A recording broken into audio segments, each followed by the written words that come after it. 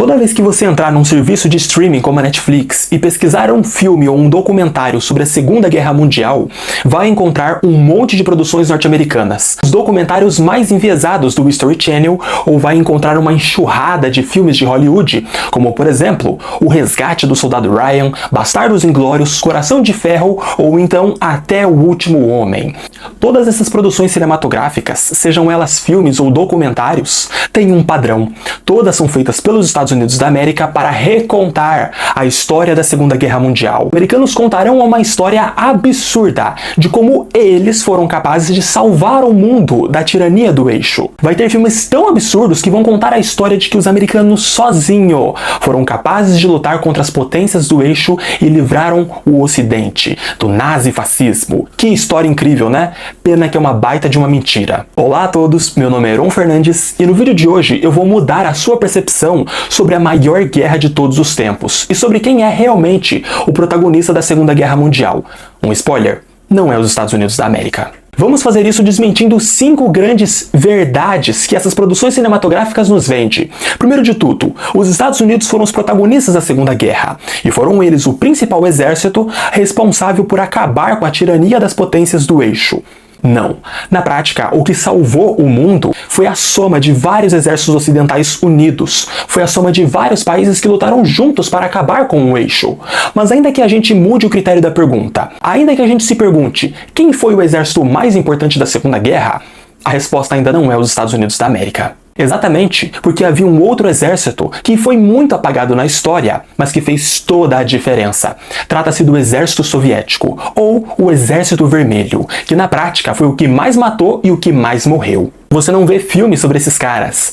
Vou lhe dar um exemplo brutal aqui que vai te fazer enxergar isso. Os americanos perderam cerca de 418 mil homens na guerra. Os soviéticos perderam mais de 27 milhões. E aí você pode pensar, tá, mas a União Soviética era um grupo de países. Beleza. A Rússia, sozinha, perdeu 14 milhões de homens. Eles perderam tantos homens, mas tantos homens, que hoje em dia há 10 milhões a mais de mulheres na Rússia. Exatamente porque a maior parte dos homens nesse tempo foram para a guerra. Isso por si só nos mostra que um povo é de fato protagonista e o outro tenta ser. 2. O dia mais importante da história da Segunda Guerra Mundial foi o dia da virada. Foi a invasão da Normandia, também chamada de Dia D. Olha o tamanho da propaganda.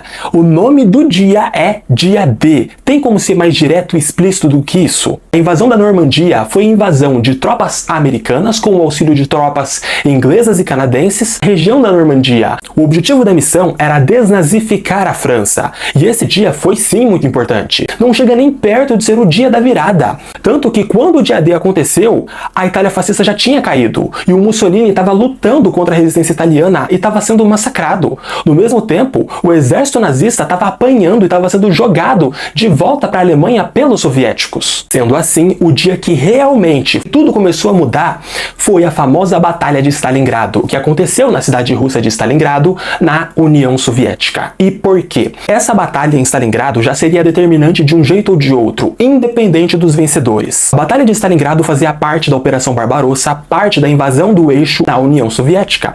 O objetivo dessa batalha era conquistar a Rússia, sobretudo a cidade de Stalingrado, que controlava vários poços de petróleo. Na época, os alemães precisavam muito de petróleo. Aquilo em si seria determinante, porque se os alemães conseguissem, a União Soviética caía e o Ocidente ficava sem o maior exército da guerra. E se os nazistas não conseguissem como não conseguiram, não teriam força para continuar com a guerra. Como no final não tiveram. Depois da Batalha de Stalingrado, tudo começou a ruir, tudo começou a dar errado para os alemães. Aqui podemos considerar que os protagonistas de fato dessa história são sobretudo o exército soviético, com um destaque claro para o exército russo contra o exército da Alemanha nazista. E em segundo plano vem os Estados Unidos da América contra o Japão Imperial. 3. Os Estados Unidos não sabiam do Holocausto, por isso não puderam evitar. Mentira! Os Estados Unidos da América sabia do Holocausto, soube do seu planejamento e soube de sua execução enquanto estava ocorrendo. Assim como a França, assim como o Reino Unido, a Inglaterra e os países aliados ali da monarquia inglesa, e todos esses países decidiram fechar os olhos, fingiram que não aconteceu. E na prática fizeram até pior, eles fecharam as suas fronteiras, impediram que milhões de imigrantes judeus pudessem entrar em seus países, basicamente porque não queriam ter que lidar com uma crise migratória. Na prática, muitos deles tiveram que encontrar outro lugar para morar, enquanto milhões de outros voltariam para a Alemanha ou para algum país nazificado, para mais tarde ser morto pelos alemães. 4. O bombardeio nuclear de Hiroshima e Nagasaki foram necessários.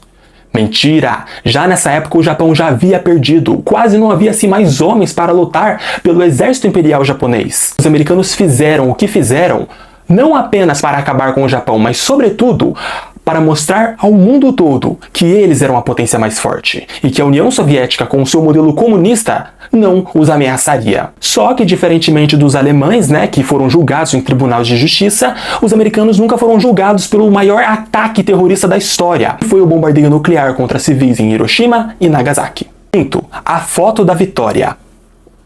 Como os soviéticos foram o povo que mais sofreu na mão dos alemães, eles também foram o povo que mais lutaram. Eles basicamente foram o primeiro exército ocidental a chegar em Berlim. Foram eles que selaram a besta nazista. E fotos como essa, com a bandeira soviética no Reichstag, no parlamento alemão, se tornou um ícone, um símbolo de vitória, que sim, foi amplamente usado como propaganda pelo regime comunista, só que isso em si é mais do que uma propaganda, é um marco. Eles colocaram fim a um dos piores e mais infames exércitos da história. E olha essa foto aqui. É basicamente o trunfo da vitória americana. Mostra 6 fuzileiros navais erguendo um mastro com a bandeira americana na Batalha de Iwo Jima, uma batalha dos americanos contra os japoneses numa ilha lá no Pacífico. Gente, não dá pra comparar. 2 podem ser sim propagandas de guerra, mas um deles tem sentido, um deles tem história, um deles tem sangue e profundidade. O outro é vazio. Os americanos não tiveram a participação que queria na Segunda Guerra. O único exército das potências do eixo que tinham força para vencer os aliados eram os nazistas, e eles estavam totalmente concentrados em vencer os soviéticos. Os nazistas sim eram ameaçadores. Os japoneses, gente, era sim um exército muito forte para a época, mas nem chegavam perto dos americanos. Logo de cara, eles sabiam que venceriam uma guerra contra o Japão. Os americanos não sofreram. E quem não sofre não tem glória. Então eles criaram essa narrativa de sofrimento. A única batalha na prática que os americanos se ferraram contra os japoneses é o ataque de Pearl Harbor, realmente um ataque japonês que matou com milhares de americanos. Isso só aconteceu porque os americanos foram incompetentes